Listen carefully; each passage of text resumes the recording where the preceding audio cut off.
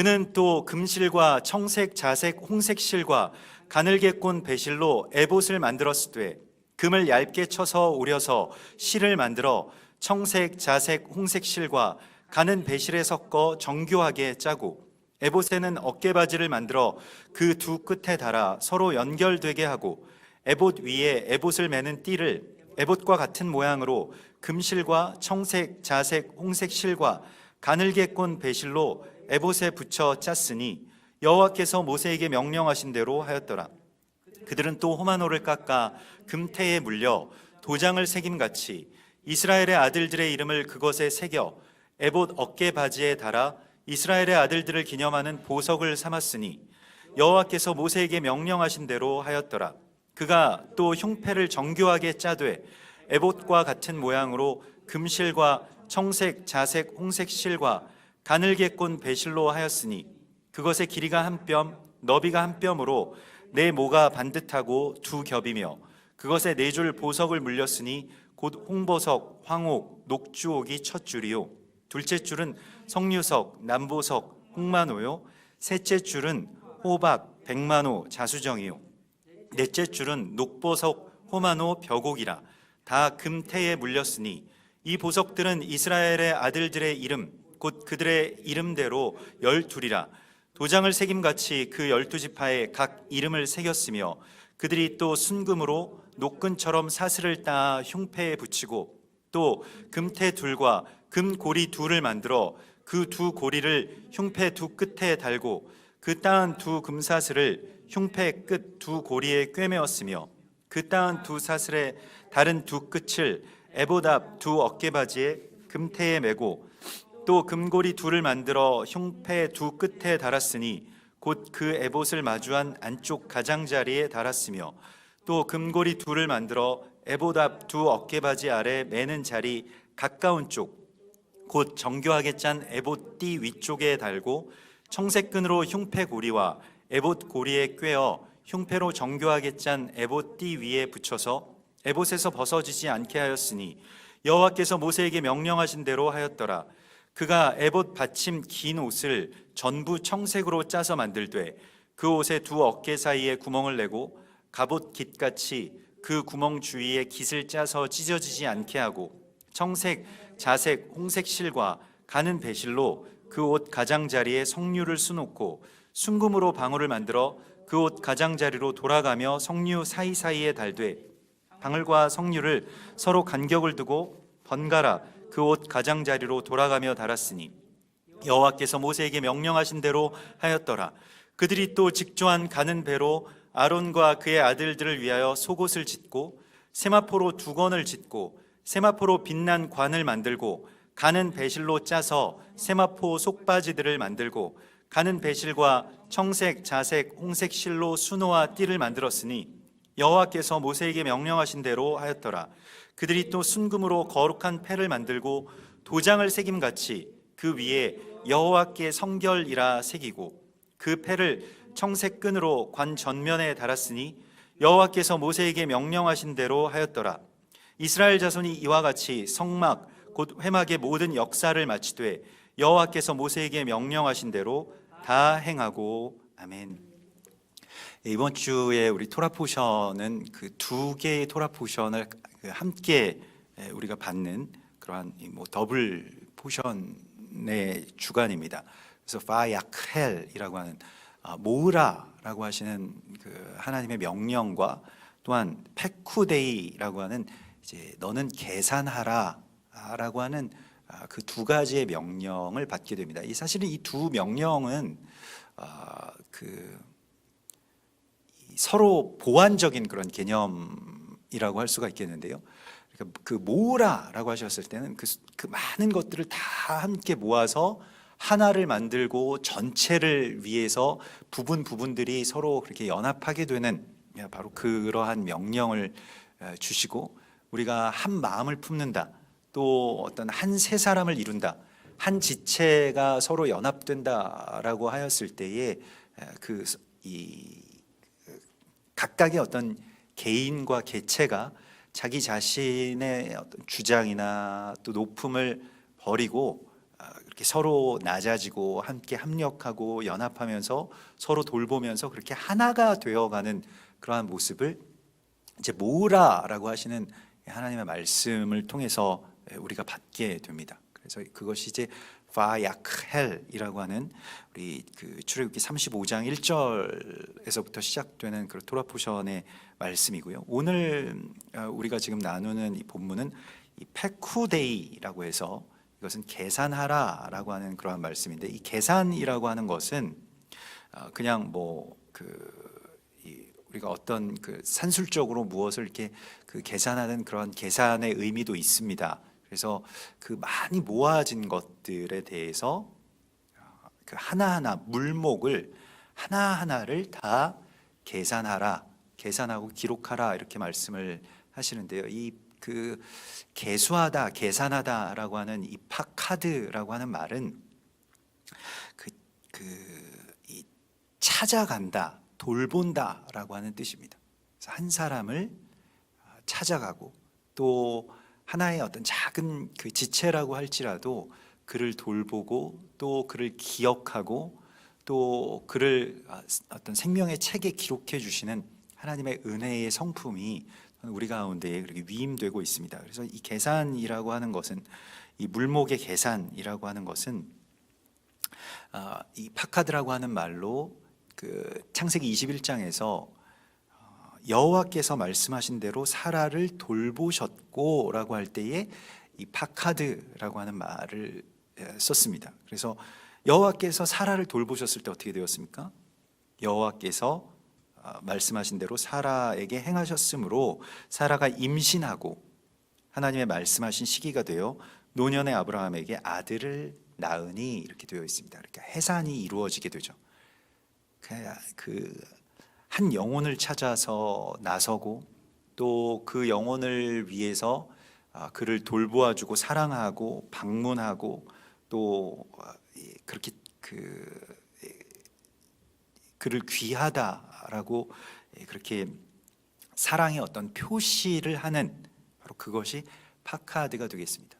그래서 우리가 그 첫 번째 이 토라 포션은 전부를 위해서 자기 자신을 희생하는 것이라고 한다면, 또한 두 번째 이 토라 포션은 역시 물론 전부를 위해서입니다만은, 그러나 그것이 어떤 전체주의 아니면 이 전부에 묻혀 있는 어떤 한 개인이나 어떤 그 소외된 어떤 작은 자들을 또한 하나님께서 찾아가시고 또 그러한 모든 것들이 한 각 그 개개인과 또한 그 작은 지체들 부분들이 서로 다 연결되고 귀한 것이다라고 하는 것을 하나님 우리에게 말씀을 하셨습니다. 그래서 마태복음 18장 10절에서 예수님께서 이런 말씀을 주셨죠. 너희는 삼가서 이 작은 자 중에 하나도 없인 여기지 말라. 너희에게 말하노니 그들의 천사들이 하늘에서 하늘에 계신 내 아버지의 얼굴을 항상 배움느니라. 지금이야 그 많은 부분에서 회복도 되고 또 어떤 면에서는 역전도 되었습니다만은, 그 예전에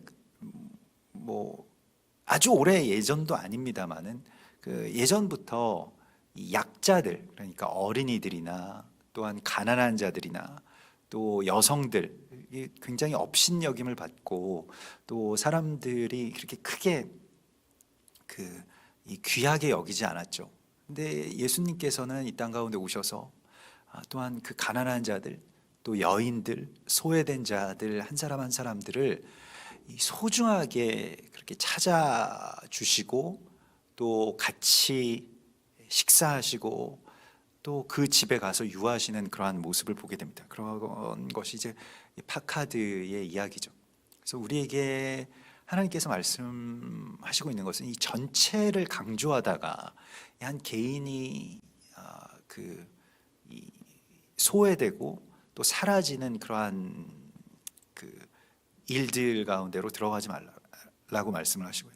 또한 개인이 너무 강조되면서 이기적으로 자기 자신만 알고 자기 혼자서 살아갈 수 있고 혼자서 사는 삶이 더 편하고 또 더 안락하고 더 멋진 삶이고 뭐 이러한 식으로 생각하지 말라고 주님께서 말씀하십니다. 우리가 다 같이 연결되고 모여야 하고 하나가 되어야 또한 거룩한 그리스도 예수와의 온전한 몸을 이룰 수가 있는 것이기 때문에 우리에게 이러한 그 두 가지의 명령을 함께 그렇게 주시고 있는 것이죠. 그래서 우리가 작은 자 하나를 찾아내고요, 또 우리가 그 하나가 됨을 위하여서 자기 자신을 온전하게 희생하고 또 함께 이렇게 모이는 바로 그러한 역사를 하나님께서 이 땅 가운데 이루시기 위해서 우리에게 이 두 명령을 주셨다라고 하는 것입니다. 그리고 또한 계산한다라고 하는 말 가운데는 하나님의 뜻을 깨달아 안다라고 하는 그러한 뜻이 있습니다. 그러니까 그냥 나타난 어떤 현상에 그 이면에 그 위에서 이것을 다스리고 계시고 또 이 일을 행하고 계시고 주관하고 계신 하나님의 뜻을 안다는 것이 계산한다라고 하는 뜻입니다. 그러니까 우리가 그 감추어진 또 거기에 담겨져 있는 하나님의 뜻을 깨닫는 것이 정말로 이 중요한 사명이라고 할 수가 있겠는데요. 시편 90편에서 그 모세 시편이죠. 모세가 하나님 앞에 이런 기도를 했습니다. 우리에게 우리의 나를 계수할 수 있는, 이 계산할 수 있는 능력을 주십시오. 그래서 누가 주의 노여움의 능력을 알며 누가 주의 진노의 두려움을 알겠습니까? 우리에게 주의 날 계수함을 가르치사 지혜로운 마음을 얻게 하소서. 그러니까 지혜로운 마음이라고 하는 것은 주님의 지금 이 시간 가운데 역사하시는 하나님의 뜻이 무엇인지를 아주 정확하게 아는 자를 말합니다. 지금 이러한 시간 속에서 하나님의 뜻이 무엇인지를 알게 되고 또한 이렇게 기도하는 자를 말하고 있는데요. 그 다음 절 13절에서 여호와여 돌아오소서 언제까지니까 주의 종들을 불쌍히 여기소서라고 하는 애통한 마음으로 탄식하며 이 시대가 또 이 시기가 지나가기를 간구하는 자들을 말씀을 하시고 있습니다. 그래서 이 계수한다라고 하는 것은 이 시대를 또한 시간을 계수한다라고 하는 것은 하나님의 시간에 대한 또한 우리의 탄식, 우리의 갈망, 그것을 하나님 앞에 온전하게 드리는 것을 말씀하시고 있고요. 그래서 하나님의 시간을 이제 깨닫는다라고 하는 것이 우리에게 있어서 지혜라고 말씀하시고 이것은 우리가 구해야 되는 지혜입니다. 하나님께 우리가 이것을 구해야 됩니다. 지금 왜 이런 전염병이 일어났고 지금 이 시기에 2020년이 된 이 시기에 왜 이때에 우리가 이러한 아주 굉장히 큰 고난을 맞이하게 되고 여러분들도 뭐 기억나실 겁니다. 뭐 외환 위기 때 또 그 이전에 IMF 때 그때 나라가 정말 크게 그 휘청이고 어렵지 않았습니까? 그러면서 개개인의 삶도 굉장히 어려워지게 되고요. 네, 지금 이제 뭐 그것보다 훨씬 더 강력한 어떤 그러한 공황 또 그러한 재앙들이 한꺼번에 지금 몰려오고 있기 때문에 마치 욥이 그 시련을 받을 때 그냥 한 이야기 그 한 비극이 그 채 소식이 전해지기도 전에 다른 일들이 계속 맞물려서 그렇게 일어나는 것과 같이 엄청난 그러한 어떤 재앙 또 그 욥의 어떤 고난 같은 그러한 고난 속으로 우리 전부가 지금 이렇게 접어들게 되었습니다. 이것도 뭐 올해 초만 해도 예상하지도 못했던 일이죠. 근데 지금 하나님께서 이러한 일들을 주셨을 때에 우리가 주님 앞에 구하여야 될 것은 이 때가 어느 때까지입니까? 언제 주님 이것을 마치실 겁니까? 이 일들에 대하여서 언제 막아주실 겁니까? 라고 하는 그러한 기도와 간구를 하나님 앞에 드리고요. 그리고 우리가 이 날의 의미를 우리가 지금 겪고 있는 또 이 불임절과 유월절 사이에서 우리가 지금 겪게 되는 이 많은 이야기들이 이 재앙의 이야기들이 결국에는 그 유월절이라고 하는 그 문을 열고 또 통과하기 위한, 나아가기 위한 새 하늘과 새 땅, 또 하나님의 거룩한 나라를 향해서 나아가는 참된 삶의 출애굽이, 또 교회와 공동체의 출애굽이 있기를 또한 우리가 소망해야 할 것입니다.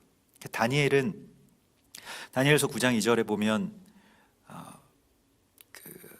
하나님의 말씀을 이렇게 보다가 예레미야에게 알려주신 그 연수를 깨달았다라고 나와 있습니다. 곧 예루살렘의 황폐함이 70년 만에 그치리라 하신 것이니라. 예레미야 선지자의 그 예언들을 자세하게 그 다니엘이 묵상하고 또 분석해 봤을 때 70년이구나. 그 70년의 세월이 지났다라고 하는 것이죠. 그때 다니엘이 어떻게 하느냐? 그냥 자동적으로 70년이 지나면, 하나님의 시간이라고 하는 것은 70년이 지났으니까 예레미야 선지자에 의해서 예언된 일들이 성취된다라고 하는 어떤 그런 기계적인 이야기가 아닙니다. 70년이 지났는데 그 70년이 지나서 예레미야를 통해서 하나님께서 예언하신 그 날이 가까이 왔다는 것을 다니엘이 알게 됐다는 것입니다. 그러면 다니엘은 어떻게 반응했을까요? 여기에 대하여서 내가 금식하며 베옷을 입고 죄를 덮어쓰고 주 하나님께 기도하며 간구하기를 결심하고 21일 동안 기도하죠. 금식하면서요.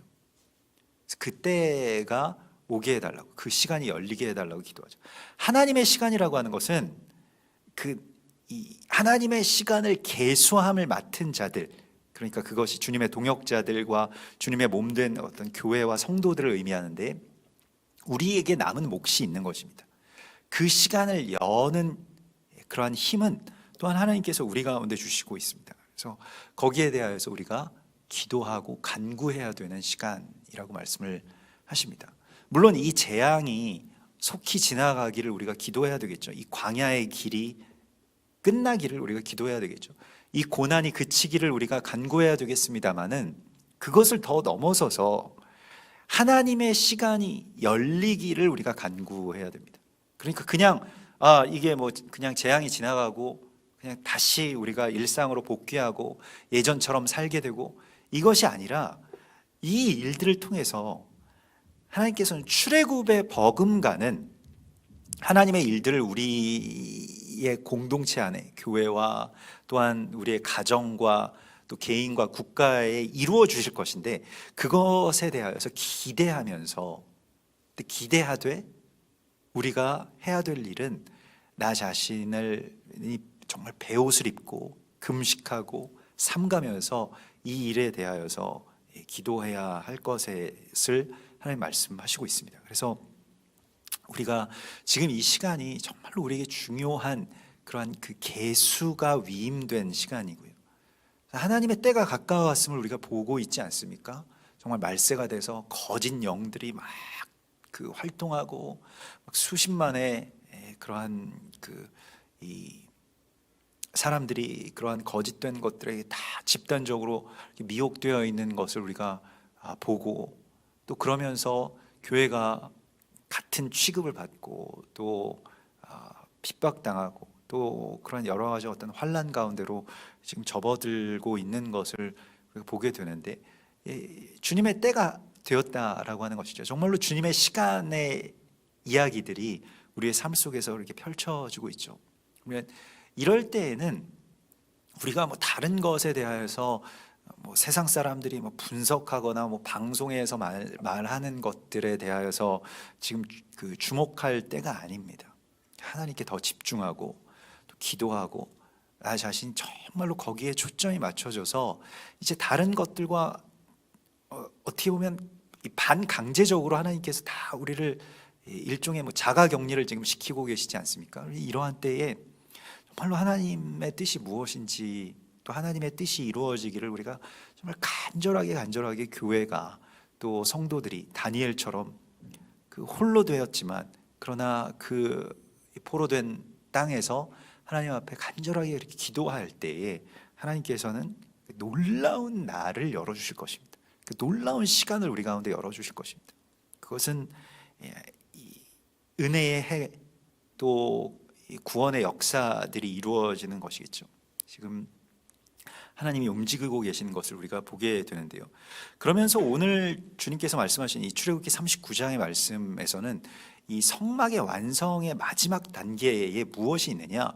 성막 완성의 마지막 단계에는 제사장의 의복이 완성되는 것이 성막의 완공의 마지막 지점입니다.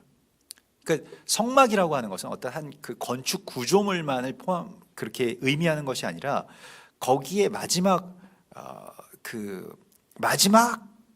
조각은 바로 제사장의 의복이 완성되는 것에 있고, 그 제사장의 의복의 완성의 그 마지막 지점들을 우리에게 보여주시고 있는데요. 사실 제사장의 의복을 지어 입히라라고 말씀하신 것이 그 형제에게 제사장의 의복을 지어 입히고요, 또 어찌 보면 가장 자격이 없고 어리석은 것 같은 아론이라고 하는 형에게, 그 아론이 뭘 했습니까?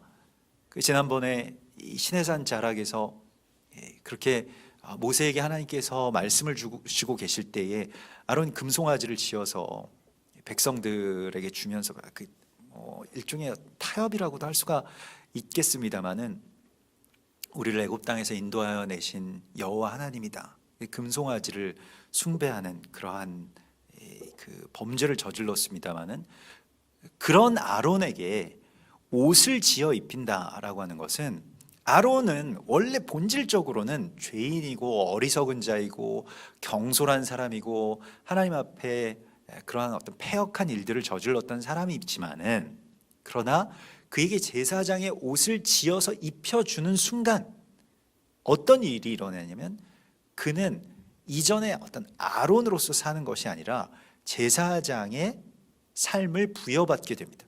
이건 물론 하나님께서 주시는 것입니다만, 하나님께서 위임해 주시는 것입니다만은, 이 위임에는 반드시 형제 사랑과 또 이 연약한 자를 들어서 세워서 제사장을 세우는 그러한 이 공동체의 노력이 이 안에 담겨져 있습니다. 그래서 제사장 의복을 짓는 것이 성막 완공에 있어서는 정말로 중요한 이야기이고요, 그게 결국에는 마지막 포인트가 된다는 것이죠.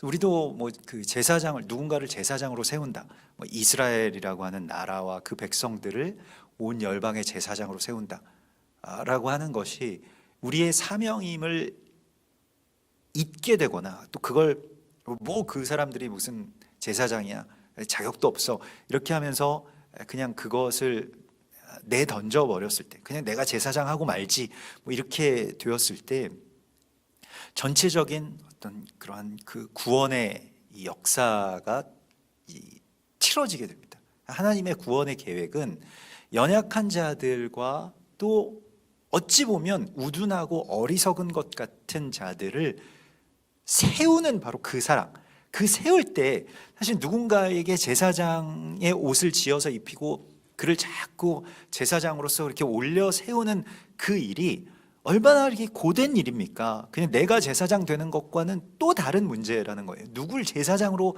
세운다라고 하는 것을요, 생각해 보십시오. 우리가 우리의 자녀들도 온전하게 그렇게 잘 자라게 해서 이 자녀를 정말로 하나님의 거룩한 제사장으로 만들려고 한다면, 자녀들이 뭐 내 마음대로 이렇게 움직여 주거나 내 마음대로 뭐 하나님을 이렇게 경외하거나 그렇게 잘 안 되잖아요. 물론 뭐 그렇게 내가 바라지도 않았는데 자녀들이 그런 경우도 있습니다만은, 대부분의 경우에는 참 힘들다는 겁니다. 그래서 오랫동안 애통해하고 기도하고 중보하고 이러면서 그 한 사람이 온전하게 세워지는 것을 위해서 우리가 이렇게 애를 쓰고 애통해하는 것과 같이, 또 한 집안의 뭐 가장인 뭐 아버지가, 또 남편이 그렇게 세워지는 것을 위해서 온 공동체가 함께 힘을 모아서 그 정체성을 부여하고 또 함께 제사장의 옷을 지어 입히는 바로 이 이야기가 한 사람 한 사람을 찾아가고 돌보는 이야기와 같다는 것입니다. 우리가 이런 생각을 하게 되면 곧바로 그것이 우리에게 상처가 되는데요, 그러니까 나는 돌봄을 받아야 된다, 나는 마땅히 받아야 될 돌봄과 또한 그런 몫이 있다라고 생각하게 되면 그런 그 기대가 무너지는 그 자리 가운데서 그게 많이 상처가 되죠. 그게 잘 충족되면 참 좋겠는데 많은 사람들과 많은 경우에는 그게 잘 충족되지 않습니다. 말하자면 이런 것이죠. 나는 부모로부터 마땅히 받아야 될 사랑이 있다. 그 누구나 다 우리가 그것을 원하고 또 뭐 그럴 자격이 있다라고 다들 이야기를 하지만은 그렇지 못한 경우도 많이 있죠. 뭐 어떤 상황과 또 어떤 그런 환경 때문에 그렇게 되지 못하는 경우가 있고요. 뭐 누구로부터 내가 어떤 돌봄을 잘 받지 못했다라고 하는 그러한 그 개념에서 또 그러한 결박에 묶여가지고 계속 나는 뭐 상처를 받았고 뭐 무엇 때문에 내가 좀 병폐가 있고 이런 것이 아니고 반대로 내가 누군가를 돌보아 주어야 되는데 이게 말하자면 제사장이 백성을 돌봐야 되잖아요. 그래서 제사장이 백성들을 위해서 기도해야 되고 근데 그 이전에 백성들이 그리고 형제가 그를 제사장으로 만들어야 되는 그러한 돌봄이 먼저라는 겁니다. 우리가 더 직접적으로 말하자면 아버지가 나를 돌보아 주셔야 되는데 물론 뭐 그게 자연스러운 일이고 그게 뭐 세상의 어떤 법칙이죠. 돌보아 주고 또 부양하고 뭐 이렇게 도와주고 그런데 실은 우리에게 있어서 사명에 관해서는 이건 어떤 뭐 자연적인 이야기입니다만은 사명에 있어서는 우리가 아버지를 돌보아야 되는 사명이 있다는 것입니다. 자녀가요. 또 아내가 그런 사명이 있다는 거예요. 아니 뭐 자녀들이 아버지를 뭘 돌보냐 뭐 이렇게 우리가 생각을 할 수도 있겠습니다만은 성경에서는 제사장의 옷은 백성들이 마음의 감동을 받은 자원하는 자들이 그 제사장의 옷을 정말로 한 땀 한 땀 다 이렇게 손으로 만들어서 그에게 입혀주는 것까지가 성막의 완성이고 그리스도 예수와의 몸의 완성이라고 말씀을 하시고 있습니다. 그래서 성소에서 섬길 때 입을 정교한 옷을 만들고 아론을 위해 거룩한 옷을 만들었더라. 이것이 이제 하나님께서 우리 가운데 명령하신 그러한 이 명령이고요. 페쿠데이의 오늘 그러한 성막의 완성의 아주 세부적인 이야기들입니다. 그래서 무엇으로 만들었냐? 먼저는 이제 에봇을 만들라고 말씀을 하시는데 에봇은 일종의 뭐 조끼 정도 되는 그러한 그 제사장의 의복의 한 파트인데 이 에포트라고 하는 이 말은 무언가를 서로 이렇게 연결시키다. 그래서 이렇게 이 네 파트가 있는데 그것을 서로 연결시키는 것을 말합니다. 그래서 몸체와 두 어깨 끈과 그다음에 그 끈을 연결하는 어떤 뭐 일종의 뭐 멜빵이라고 할 수가 있을까요? 그러한 줄들 또 화려하게 장식된 이 띠 이러한 네 가지로 구성이 되어 있는데 어원 자체가 서로 묶다라고 하는 그런 뜻을 갖고 있고요. 붙들어 매다, 연결시킨다라고 하는 뜻이 되겠습니다. 두 개의 견대 그리고 하나의 흉패가 에봇 위에 붙들어 매어져 있고요. 그래서 이 견대라고 하는 이 어깨에 이렇게 이 받침과 또한 흉패라고 하는 이 가슴을 보호하는 바로 이것이죠. 그래서 이 갑옷을 생각해 보시면 그 갑옷의 이 어깨와 또 이 심장을 보호하는 심장과 폐를 보호하는 그러한 이 부분이 바로 이 에봇에 해당되는 부분이라고 할 수가 있겠습니다. 그래서 이것은 이 몸의 연결 또 그 하나됨을 위한 그러한 연결과도 같은 것이고요. 연결과 결합의 의미를 갖고 있고요. 또 더 나아가서는 이게 에봇이라고 하는 말은 히브리어가 아니라 그 지역에서 통용됐던 아주 광범위하게 쓰인 이 외래어에서 나왔다라고 하는데요. 그래서 하나님의 섭리 혹은 계시 뭐 이러한 것을 또한 뜻한다라고도 합니다.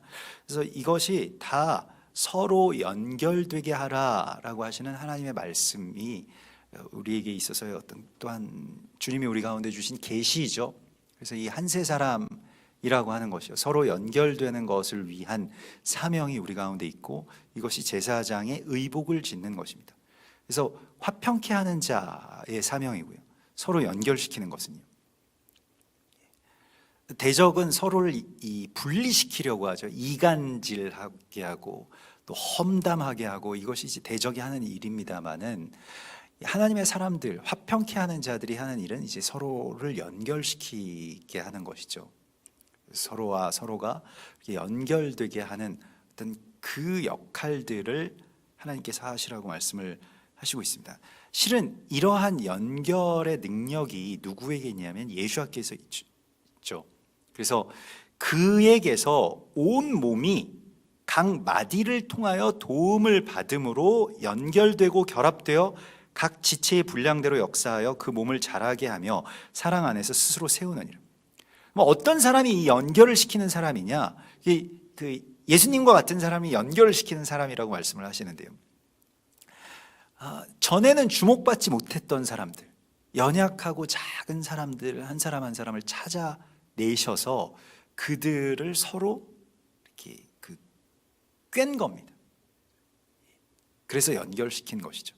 이게 하나님의 역사, 그리스도 예수께서 이 땅 가운데서 행하신 일들이고요. 그래서 그것이 서로 연결되게 하라는 말씀이 계속 반복해서 이 에봇을 지어 입히는 것과 연결이 됩니다. 그러면서 거기에 호마노를 깎아서 금태에 물려 도장을 새긴 것 같이, 호마노는 이제 그 보석들을 말하는 것인데요, 보석 종류들을 다 이제 호마노라고 이렇게 표현을 하는데, 금태에 물려서 도장을 새김같이 이스라엘의 아들들의 이름을 그것에 새기라라고 말씀을 하십니다. 이 호마노라고 하는 것은 희게 하다라고 하는 뜻을 갖고 있습니다. 그래서 희게 한다라고 하는 것이 이제 회개를 뜻하는 것이고요, 또 마음의 정결함을 말하는 것인데, 이게 마음에 무엇을 품으라고 하시는 하나님의 말씀입니다. 그래서 도장같이 뭘 색이라고 말씀을 하시는데, 도장은 이제 언약이고 변하지 않는 하나님의 그런 마음인데, 이것을 품으라고 말씀을 하시죠. 하나님의 마음을 품으라고, 그리스도 예수와의 마음을 품으라고 말씀을 하시는데, 그 그리스도 예수와의 마음, 하나님의 마음이 어디에 있느냐? 이스라엘의 아들들의 이름들이 거기에 새겨지게 하라라고 말씀하시고 있는 것이죠. 아가서 8장 6절에 너는 나를 도장같이 마음에 품고 도장같이 팔에 두라라고 말씀을 하시는데, 그것과 같이 우리의 마음에 품어야 될 것이 있는데, 그게 하나님이 사랑하시는 것, 하나님의 마음을 우리 가운데 품는 것인데요. 하나님의 마음 품는다라고 하는 것에 있어서, 물론 신약에서는 예수와의 마음, 근본 하나님의 본체시지만 그 동등됨을 취하지 않으시고 낮은 자리로 내려오시는 바로 그 마음을 우리 가운데 품으라고 말씀을 하시는데, 그렇게 될 때 어떤 일들이 일어나냐? 이스라엘을 품는다라고 하는 것이, 우리가 그러니까 뭐 누가 더 높은 자냐, 뭐 누가 장자냐, 누가 더 뭐 제사장으로서 높은 자냐, 이러한 막 어떤 다툼들이 있을 때는 이 이스라엘을 우리가 마음에 품지 못하죠. 뭐 그게 우리의 삶에 있어서는 뭐 아주 뒤에 밀리는 어떤 그런 이야기가 될 겁니다. 그러나 하나님의 마음이 애달픈 장자를 향한 하나님의 마음, 아버지의 마음을 우리가 알게 될 때 그들을 같이 이제 품게 되는 것이죠. 그 마음에 품는다라고 하는 것이 이제 내 마음에 그런 참된 정결함, 성결함, 그래서 그 가운데서 하나님의 마음이 부어지게 될 때 우리가 이스라엘을 품게 되고, 또한 이스라엘이라고 하는 것은 꼭 뭐 유대인들을 품는다 이것이 아닙니다. 이 온 이스라엘이라고 했을 때는 이것은 열방을 품는 것이죠. 그래서 어떤 분들은 보석과도 같이 어떤 나라를 품으시는 분들도 있고요, 어떤 민족, 어떤 사람들만 보면 내가 막 마음이 뭐 이렇게 애통하고 눈물이 나오고 그런 사명이 우리 가운데 다 있죠. 꼭 그 나 자신에게만 막 이렇게 연민하는 것이 아니라 어떤 나라를 생각할 때 늘 그렇게 눈물이 나오고, 뭐 북한을, 또 일본을, 또 뭐 중동의 여러 나라들을, 또 이스라엘도 그곳 뭐 역시 하나님께서 우리 가운데 그렇게 주신 그러한 애통하는 마음으로 그 나라를 정말 사랑하고 품는 것, 이것이 바로 하나님께서 우리 가운데 주신 사랑의 결과이고 열매입니다. 그래서 이것을 마음에 품으라고 말씀하십니다. 이 하나님께서 주신 이 보석과도 같은 것이거든요. 이 사명이에요. 그래서 나에게 주신 그 보석과도 같은 그러한 사명이 제사장의 의복의 가장 빛나는 장식, 이 가슴에 빛나는 그런 장식이라고 말씀을 하시고 있습니다. 그래서 흉패를 정교하게 짜고 에봇과 같은 모양으로 금실과 청색, 자색, 홍색 실과 가늘게 꼰 배실로 그것을 만들어. 그래서 그 하나님의 전신갑주, 에베소서 6장에 나오는 하나님의 전신갑주에 있어서는 의의 흉배를 입으라고 말씀을 하시죠. 그래서 이 흉패라고 하는 것, 그 흉배라고 하는 것은 이 가슴을 보호하는 것이고, 이것은 마음을 지키는 것과 연결됩니다. 그래서 잠언 4장 23절에서 무릇 지킬 만한 것 중에 더욱 너의 마음을 지키라, 생명의 근원이 이에서 남이니라 라고 말씀을 하시죠. 마음을 지금 지켜야 될 때입니다. 물론 뭐 질병에 대하여서도 우리가 경계하고 지금 뭐 그렇게 주의하고 있습니다만은, 지금 그 코로나 블루라고 해서 이 신종 코로나 바이러스 때문에 전 국민들이 지금 다 공황 상태, 또 어떤 면에서는 막 강박증, 우울감 이런 것들을 많이들 호소하고 있죠. 그래서 막 그 뭐 손에 피가 날 때까지 손을 뭐 씻거나, 뭐 엘리베이터를 타면 뭐 마음이 너무 불안해가지고 식은땀이 흐르고 막 숨을 못 쉬게 된다거나, 뭐 이런 일들을 많은 분들이 이렇게 호소를 하고 있습니다. 마음이 어떻게 지켜지느냐? 사실 상황이 진정이 되지 않으면 마음이 어떻게 우리가 지켜질 수가 있겠습니까? 그런데 지금 이 마음이 이렇게 되게 되면 우리가 다 아는 바 아닙니까? 상식적으로도 이 면역력도 굉장히 떨어지게 되죠. 지금 중요한 것은 뭐 백신이 없기 때문에 면역력, 우리가 갖고 있는 어떤 하나님이 주신 면역력이 굉장히 중요한데, 면역력들이 굉장히 다 떨어지게 되는 것이죠. 그래서 뭐 그런 그 코로나 블루가 사실은 뭐 코로나뿐만이 아니라 다른 질병들이 우리 가운데 들어오게 되는 어떤 이 큰 원인이 되는데, 하나님께서 마음을 지키라고 말씀을 하십니다. 근데 마음을 어떻게 지키는가? 어떻게 하면 우리가 마음을 지킬 수 있을까요? 마음을 내가 스스로 다 잡으면 그게 지켜집니까? 마음이 마음대로 되지가 않죠. 우리 마음처럼 마음대로 안 되는 것도 없을 겁니다. 내가 뭐 걱정하고 싶지 않아도 그냥 걱정이 되고, 두려워하고 싶지 않은데 자꾸 두렵고, 이게 뭐 우리가 꼭 그러고 싶어서 그러는 게 아니잖아요. 잠언에 그 무릇 지킬 만한 것 중에 더욱 내 마음을 지키라고 하셨을 때에, 하나님께서 그냥 너는 이 마음의 어떤 의지를 말씀하신 것이 아니라 이 말씀이 그 앞에 있습니다. 내 아들아, 내 말에 주의하며 내가 말하는 것에 내 귀를 기울이라. 이것이 중요하고요. 우리가 어떤 소리를 듣느냐, 무엇을 보느냐에 따라서 마음이 움직이게 됩니다.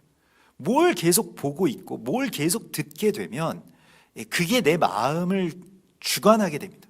그래서 보는 게 굉장히 중요하고 듣는 게 굉장히 중요한데, 그것을 나의 말씀에, 하나님의 말씀에 초점을 맞추고 거기에 귀를 기울이라고 말씀하고 있습니다. 그러면 마음을 지킬 수 있다는 것입니다.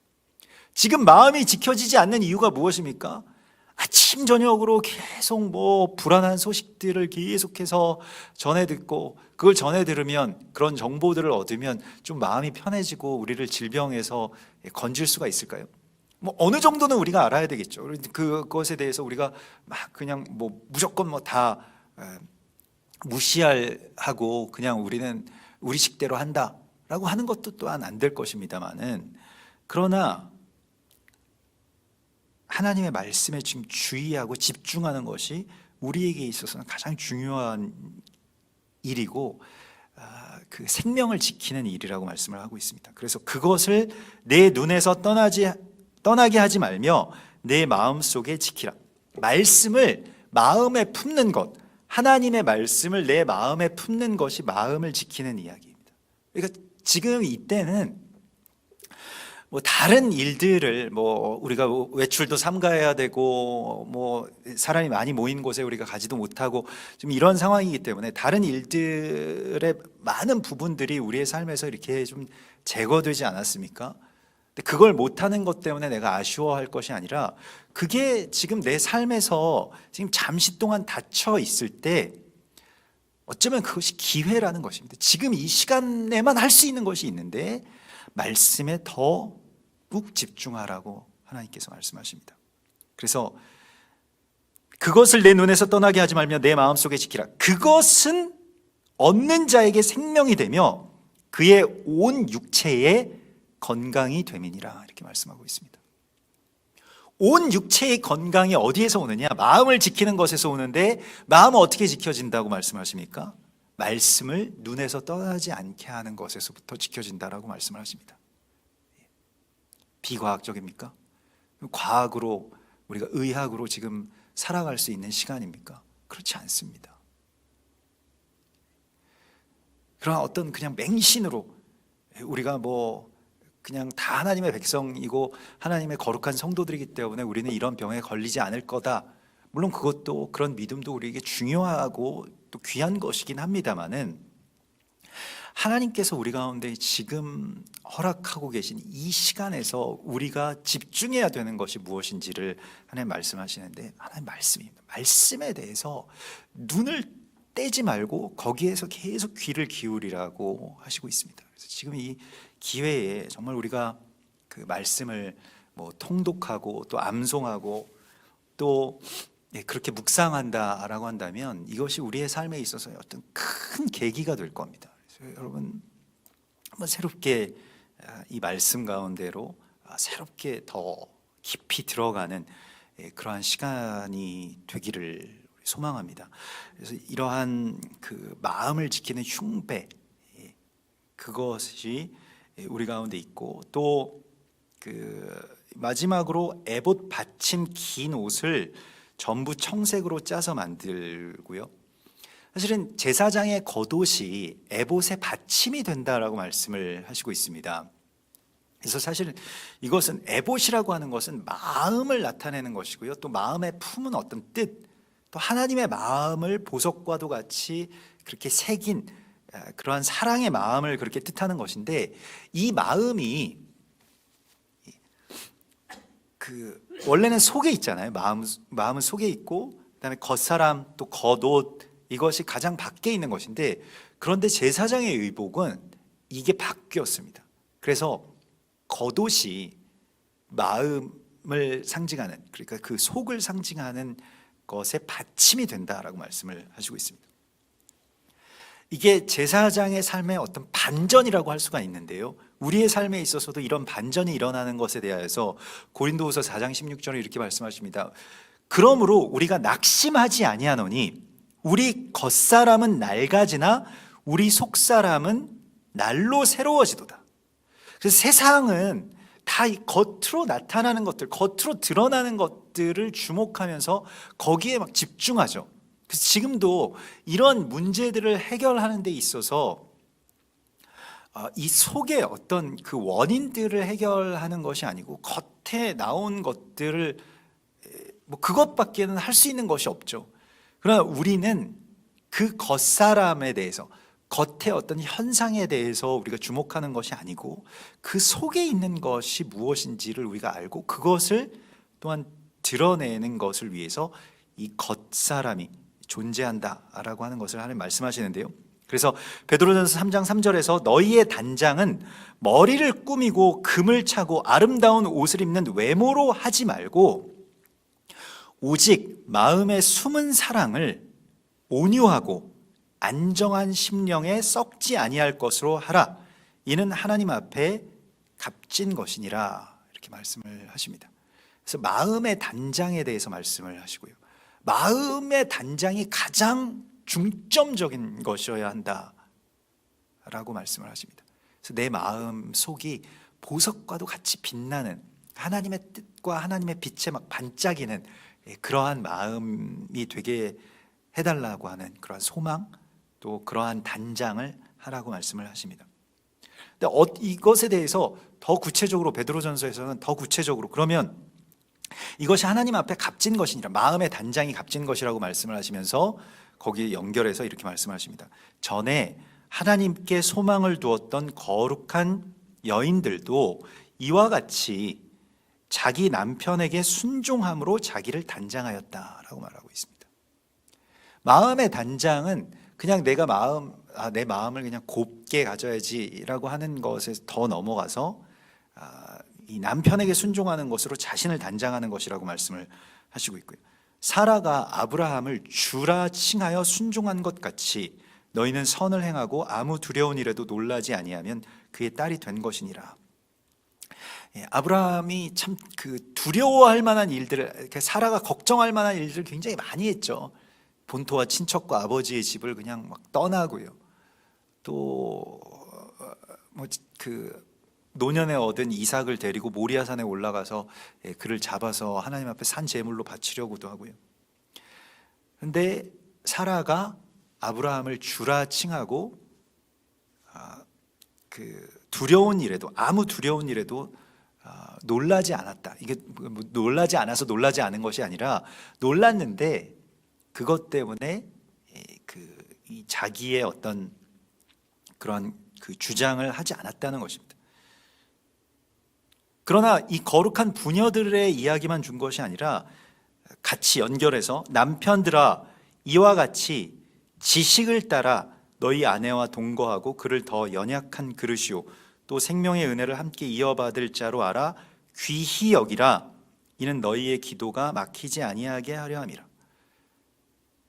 그래서 서로를 위하고 또 서로에게 순복하고 서로를 귀하게 여기는 이 마음이 바로 무엇입니까? 마음을 단장하는 것입니다. 이 일을 행하라고 하나님 말씀하시고 있습니다. 이것을 완성시키는 것, 그것이 바로 이 제사장의 겉옷과 또한 그 제사장의 어떤 속 마음이라고 할 수 있는 이 에봇을 서로 이렇게 그 바꾸어서 어찌 보면 어떤 뭐 기능을 바꾼 것과 같이 그렇게 하나님 말씀을 하셨고요. 또 속옷을 만들게 되는데 그 속옷은 세마포로 만들게 되고요.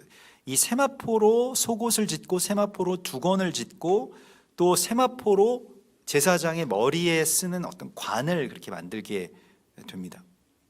세마포로 만든 옷과 세마포로 만든 관은 무엇을 의미할까요? 물론 뭐 자아의 죽음을 의미하는 것이 첫 번째가 되겠고요. 더 나아가서 이 세마포로 옷을 지어서 입는다라고 하는 것에 대해서는 요한복음에서 예수님 부활의 장면에 계속 강조되는 것이 있습니다. 그 요한복음 20장 6절에 보면 19장에서는 이에 예수의 시체를 가져다가 유대인의 장례법대로 그의 향품과 함께 세마포로 쌌더라 이렇게 되어 있죠.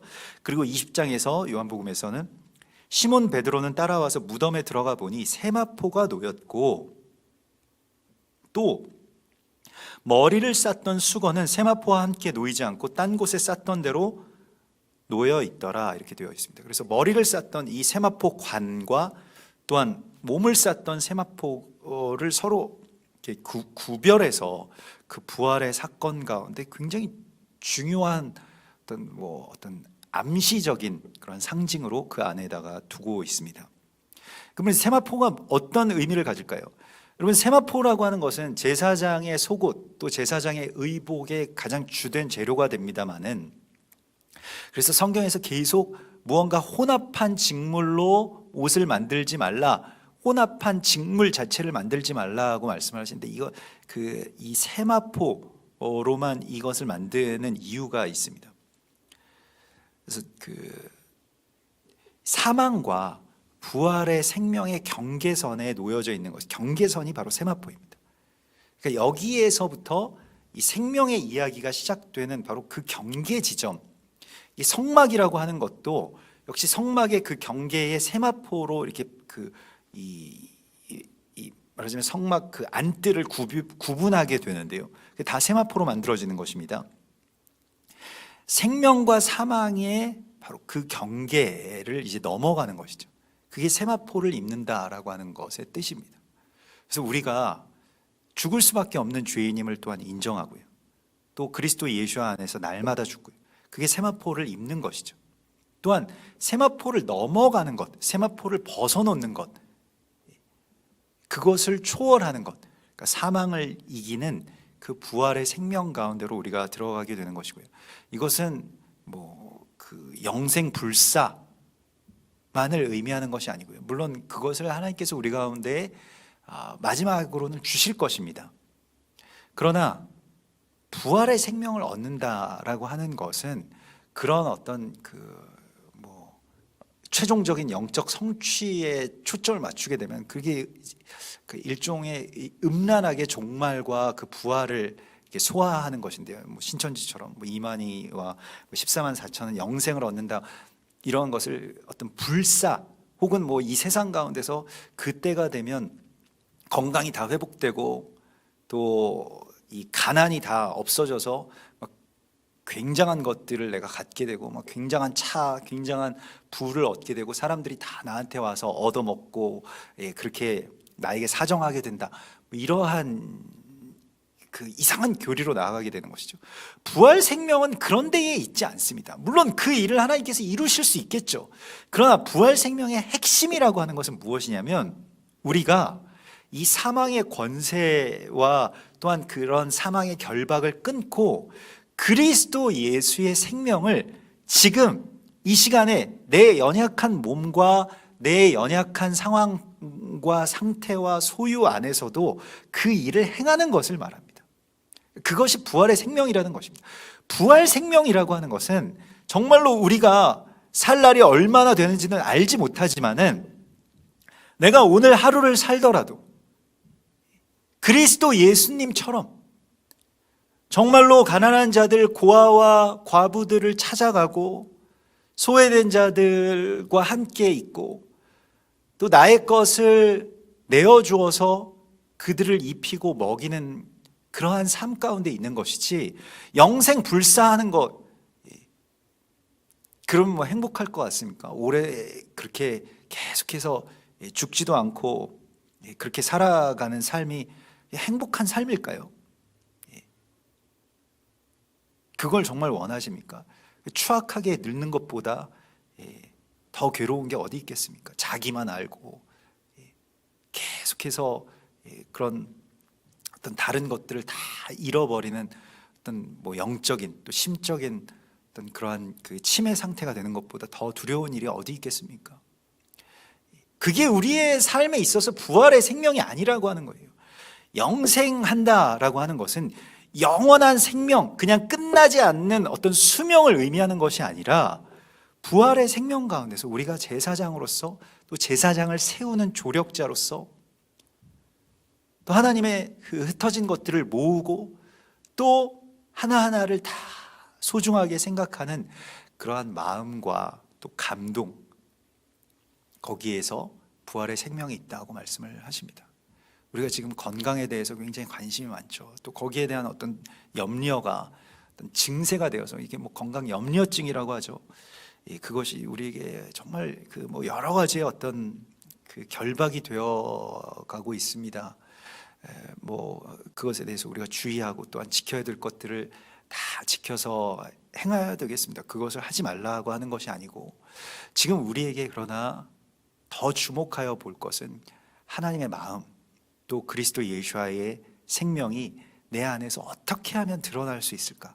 내가 어떻게 하면 그 부활의 생명으로 오늘 하루를 살아갈 수 있을까라고 하는 그러한 소망 가운데 일어서라고 말씀을 하십니다. 그것이 곧 그리스도 예수와의 몸의 완성이고 하나님께서 지금 우리 가운데 이러한 시간을 주신 이유라고 말씀을 하십니다. 우리 같이 기도하겠습니다.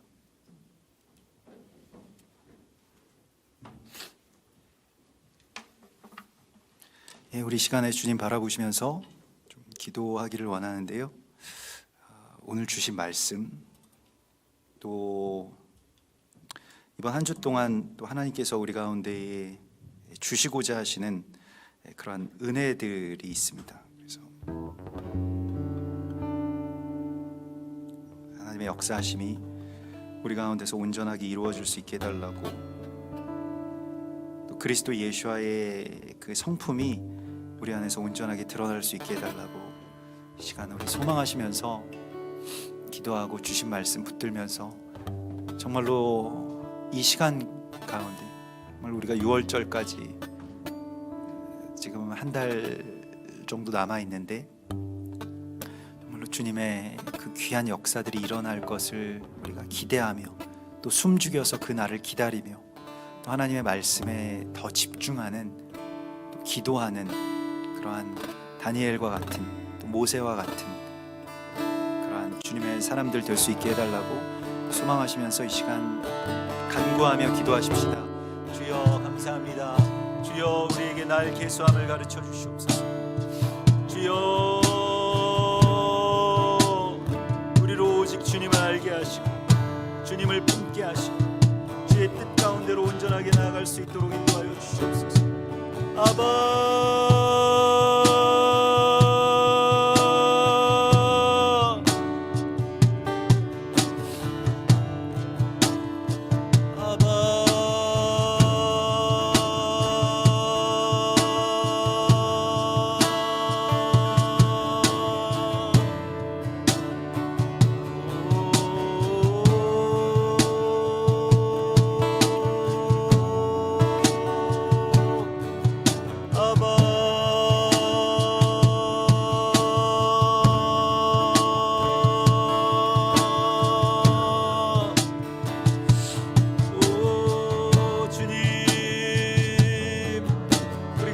예수와의 마음을 품게 하여 주시고 주의 말씀에 더 주목하여 볼 수 있도록 인도하여 주시옵소서. 이 율법책을 내 눈에서 떼지 말고 주야로 그것을 묵상하라. 그리하면 내 길이 형통할 것이라 말씀하셨어요. 주여 주의 말씀이 이 어두운 시간에 등불이 되게 하여 주시옵소서. 주여 주님의 마음을 품게 하여 주시옵소서. 도장같이 주님의 마음을 품는 참된 사랑의 그 거룩함 가운데로 나아갈 수 있도록 인도하여 주시옵소서. 아버지여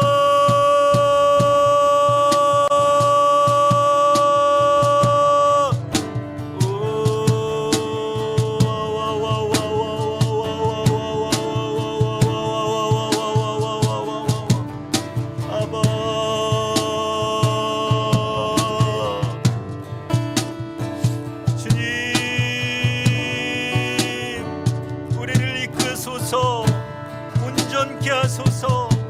새롭게 하여 주시옵소서. 아버지여 로알레 카바바바바바바바바바바바바 레레레레레레라 스테라라 스테라라 스테라라 스테라라 스테라라 스테라라. 주여 끝까지 견디는 자가 되게 하여 주시옵소서. 주여 이 환난의 시간 속에서 주님 행하실 일들에 주목하여 볼 수 있게 하여 주시옵소서. 아버지여 우리가 바로와 같은 완악한 마음을 갖지 않게 하시고 자신의 마음을 무겁게 하지 않게 하시며 주여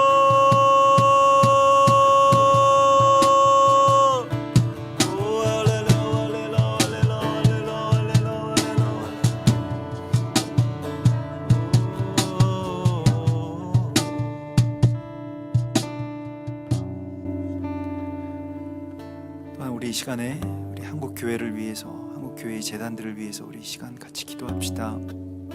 정말로 재단들을 또 노리고 위협하고 또 폐하려고 하는 여러 가지의 어떤 압박 속에서도 우리가 주님을 예배하게 하시고 또 광야에서 주를 찾게 하시고 또 주님을 만나게 하실 때에 특별히 우리의 가정이 그리스도 예수와의 보혈로 덮인 그런 거룩한 제단이 되게 하여 주시옵소서. 또한 우리가 이 교회 공동체로 온전하게 이렇게 하나님께서 주실 그 예배를 다시 되찾게 하시고, 그것이 이 모든 상황을 넘어서서 하나님께서 행하실 영적인 출애굽과 같은 이야기들이 우리의 교회 안에서도 일어날 수 있게 해달라고 우리 소망하시면서 같이 기도하고, 우리가 이전에 어떤 애굽 땅의 모든 법칙과 질서들, 또 거기에 매여 있던 모든 매임들이 다 풀어지고 10가지의 재앙이 다 찬 이후에 하나님께서 그런 그 출애굽의 6월절의 큰 은혜를 우리 가운데 주실 것인데, 우리 그것을 소망하시면서 시간 그것을 기대하는 마음으로 또 겸비하게 해달라고 소망하면서 이 땅의 재단들을 주여 지켜주시옵소서, 교회를 보호하여 주시고 새롭게 하여 주시옵소서. 같이 기도하십시다. 아버지여,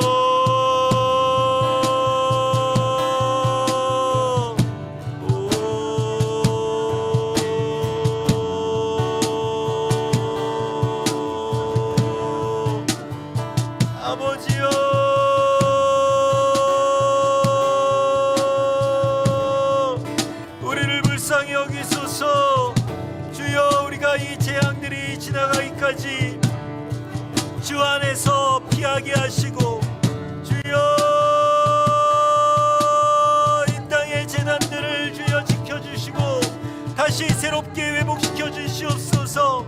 가정의 재난들이 회복되게 하여 주시며, 주여 거룩한 주의 성도들을 주님 보호하여 주시고, 주여 이전의 매임들과 결박들이 풀어지게 하시며 하나님의 나라와 그 일을 향해서 나아가는 그런 복된 주의 교회가 될 수 있도록 주여 이 땅의 교회들을 새롭게 하여 주시옵소서. 아버지여,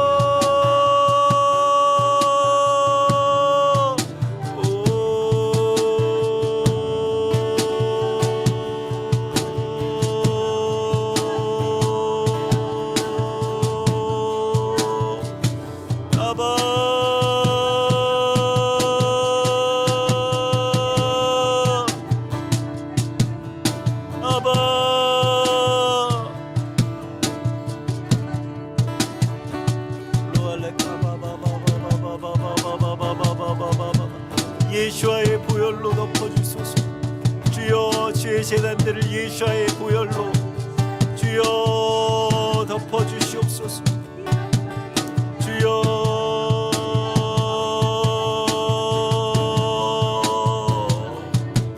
주여 이 땅을 새롭게 하시고, 주여 먼저 교회가 새로워지게 하시고, 주여 말씀과 재단이 온전함을 얻을 수 있도록 인도하여 주시옵소서. 아버지여,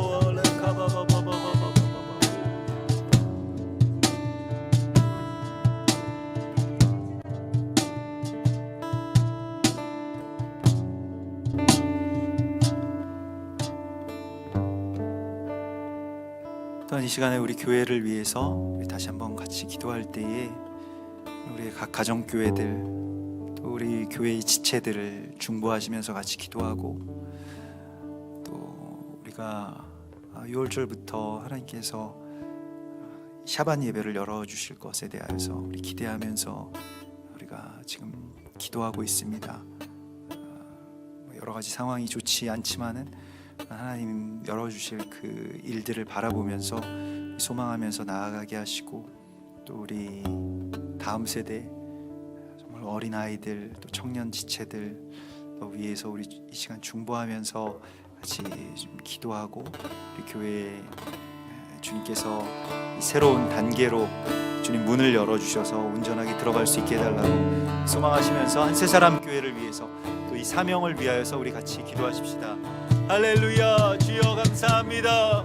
하나님, 이 시간이 재앙의 시간이 아니라 우리의 장래에 평안을 주시고 소망을 주시려고 하는 주님의 생각임을 우리가 믿사오니, 주여 주의 거룩한 보혈로 덮으셔서 이 모든 시간 속에 하나님의 은총의 빛을 비추어 주시옵소서. 아버지여,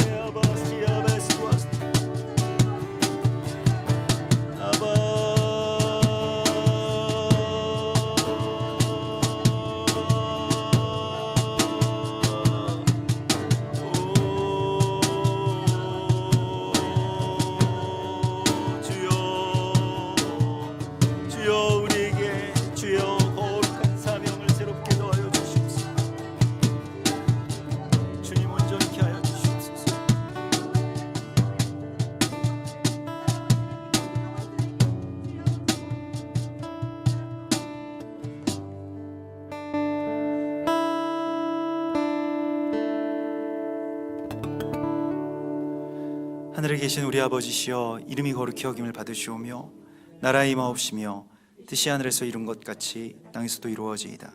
오늘날 우리에게 일용할 양식을 주옵시고 우리가 우리에게 죄 지은 자를 사하여 준 것 같이 우리 죄를 사하여 주옵시고 우리를 시험에 들게 하지 마옵시며 다만 악에서 구하옵소서. 대개 나라와 권세와 영광이 아버지께 영원히 있사옵나이다. 아멘.